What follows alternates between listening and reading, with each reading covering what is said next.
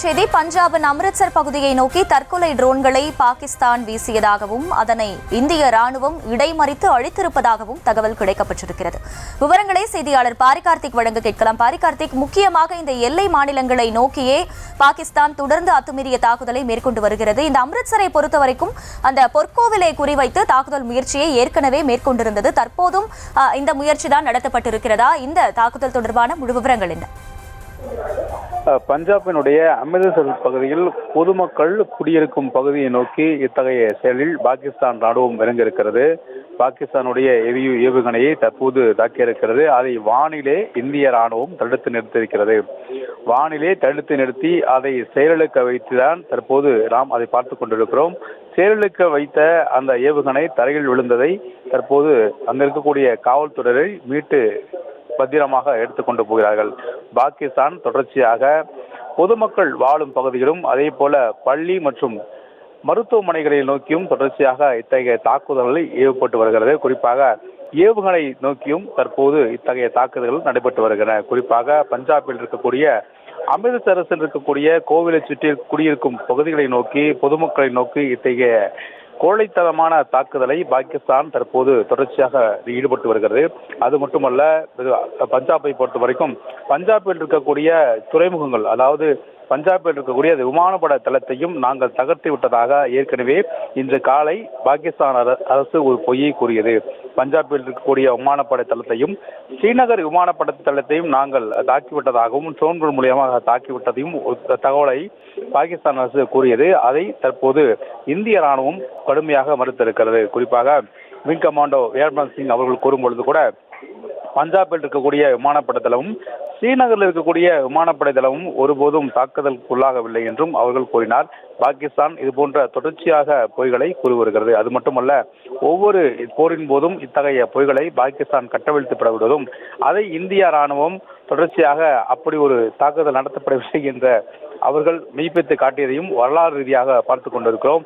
1948 முதல் தற்போது 2025 வரை இதுவரை நேரடியாக போர் என அறிவித்துவிட்டு இதுவரை 5 முதல் 6 முறை இந்த போரானது நடைபெற்றிருக்கிறது இந்தியாவுக்கும் பாகிஸ்தானுக்கும். ஒவ்வொரு முறையின் போரின் போதும் இத்தகைய பொய்யான தகவலை அவர் கூறி வருவது வழக்கம். அதன் அடிப்படையில் தான் தற்போது ஒரு தாக்குதலுக்கு உள்ளான அடிப்படையில் பல்வேறு குற்றச்சாட்டுகளை பாகிஸ்தான் கூறிய நிலையில் தற்போது அவர்கள் இந்த வீசப்பட்டிருக்கக்கூடிய அந்த ஏவுகணை என்பது ஏற்கனவே ராணுவம், குறிப்பாக பாகிஸ்தான் தொடர்ச்சியாக ராணுவங்களை வீசி வருவதாகவும் இந்திய எல்லையோர பகுதிகளில் ராணுவத்தை வீசி வருவதாகவும் அவர்கள் கூறுகிறார்கள். அதே போல பஞ்சாப், ராஜஸ்தான் மற்றும் குஜராத், காஷ்மீர் என இந்த 4 மாநிலங்களும் பாகிஸ்தானுடைய எல்லையோர மாநிலங்களாக இருக்கின்றன. எனவே இந்த எல்லையோர மாநிலங்களில் குடியிருப்பு பகுதியில் மற்றும் கல்லூரி, மருத்துவமனைகள் நோக்கி பாகிஸ்தான் தொடர்ச்சியாக ஏவுகணையில் ஏவி வருவதாகவும் இந்திய அரசு குற்றம் சாட்டும் நிலையில் அதை பாகிஸ்தான் மறுத்த நிலையில் தற்போது வெளிப்படையாகவே அது உண்மை என்று காட்டப்பட்டிருக்கின்றன.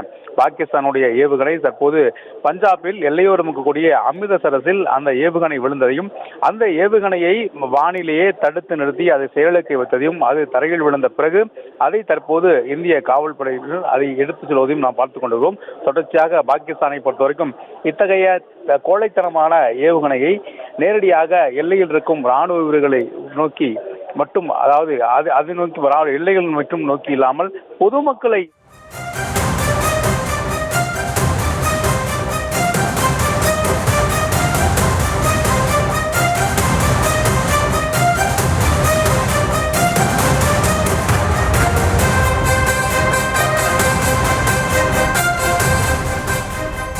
தொடர்ந்து இந்தியா பாகிஸ்தான் போர் பதற்றம் குறித்தான செய்திகளை பார்த்து வரக்கூடிய சூழலில் தற்பொழுது மீண்டும் ஜம்மு விமான நிலையத்திற்கு குறிவைத்திருக்கிறது. ட்ரோன்கள் மூலமாக ஜம்மு விமான நிலையத்தை குறிவைத்து பாகிஸ்தான் தாக்க முயற்சி செய்திருக்கிறது. பாகிஸ்தான் ட்ரோன்களை இந்திய ராணுவம் இடைமறித்து அழித்து விட்டதாகவும் தகவல் கிடைக்கப்பெறுகின்றன. தொடர்ந்து பாகிஸ்தான் நடத்தக்கூடிய தாக்குதல்களுக்கு இந்திய ராணுவமும் பதிலடி கொடுத்து வரும் சூழலில் தற்பொழுது மீண்டும் ஜம்மு விமான நிலையத்திற்கு குறிவைத்திருக்கிறது பாகிஸ்தான். அந்த ட்ரோன்களையும் இடைமறித்து அழித்திருக்கிறார்கள் இந்திய ராணுவத்தினர். அது குறித்தான செய்திகளை பார்த்து வருகிறோம். விவரங்களோடு இணைந்திருக்கிறார் செய்தியாளர் பாரிகார்த்திக். பாரி, தற்பொழுது மீண்டும் ஜம்மு விமான நிலையத்திற்கு குறிவைத்திருக்கிறது பாகிஸ்தான். இது குறித்தான விவரங்களை பதிவு செய்யலாம். இன்று காலை முதலே ஜம்மு நோக்கி தொடர்ச்சியாக இத்தகைய ட்ரோன் தாக்குதல்களை பாகிஸ்தான் ராணுவம் ஈடுபட்டு வருகிறது. குறிப்பாக இன்று ஜம்முவில் கூட 5 அப்பாவி பொதுமக்கள் இறந்த ஒரு சூழ்நிலை. ட்ரோன் தாக்குதல் காரணமாக 5 அப்பாவி பொதுமக்கள் இறந்திருக்கிறார்கள். அது மட்டுமல்ல, ஜம்முவை பொறுத்த வரைக்கும் தொடர்ச்சியாக பாகிஸ்தான் இதுவரை இன்று காலை முதலே கிட்டத்தட்ட 50க்கும் மேற்பட்ட ட்ரோன்கள் தாக்குதலை நடைபெற்று வருகிறது. இந்த ட்ரோன்களை வானிலேயே இடைமறித்து இந்திய ராணுவம் தக்க பதிலடி கொடுத்து வருகிறது.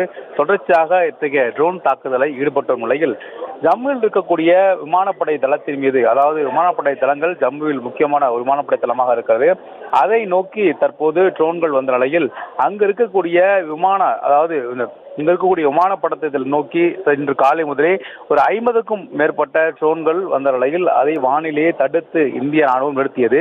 இந்நிலையில் ஜம்முவில் இருக்கக்கூடிய விமான நிலையத்தை, அதாவது பொதுமக்கள் ஆயிரக்கணக்கானோர் பயன்படுத்தக்கூடிய அந்த விமான நிலையத்தை நோக்கி தற்போது இந்த கோழைத்தனமான ஒரு தாக்குதலை பாகிஸ்தான் முன்னெடுத்திருக்கிறது. ஏற்கனவே ஜம்மு விமான நிலையம் மூடியிருக்கிறது என்பது குறிப்பிடத்தக்கது.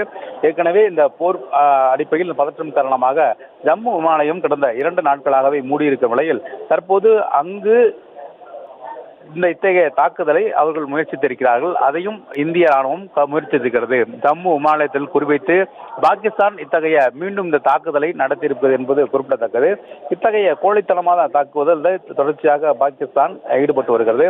அது மட்டுமல்ல, இன்று காலை அவர்கள் ஜம்முவில் நடைபெற்ற தாக்குதலின் போது ஒரு அரசு ஊழியர் உட்பட 5 பேர் இறந்தார்கள் என்பது குறிப்பிடத்தக்கது. அது மட்டுமல்ல, ஒரு 15க்கும் மேற்பட்டோர் காயம்பட்டிருக்கிறார்கள். தொடர்ச்சியாக இந்திய ராணுவம் அவருக்கு பதிலடி கொடுத்த வகையிலும், ஒருவேளை தற்போது வரை இந்திய ராணுவம் வெறும் பதிலடி மட்டுமே கொடுத்து வருகிறது. எந்த ஒரு எல்லையும் மீறி பாகிஸ்தானை தற்போது வரை தாக்குதல் நடத்தாத இந்தியா பாகிஸ்தான் கொடுக்கும் அடிகளுக்கு எதிராக பதிலடி மட்டுமே கொடுத்து வருகிறது என்று குறிப்பிடத்தக்கது. அதைத்தான் தற்போது வெளியுறவு செயலாளருக்கு இருக்கக்கூடிய விக்ரம் மிஸ்ரி கூட தெளிவாக இது குறிப்பிட்டார். ஆனால் இந்தியாவை நோக்கி ராணுவத்தை பாகிஸ்தான் நகர்த்துகிறது என்பதும் ஒரு முக்கியமான விஷயமாக கருதப்படுகிறது.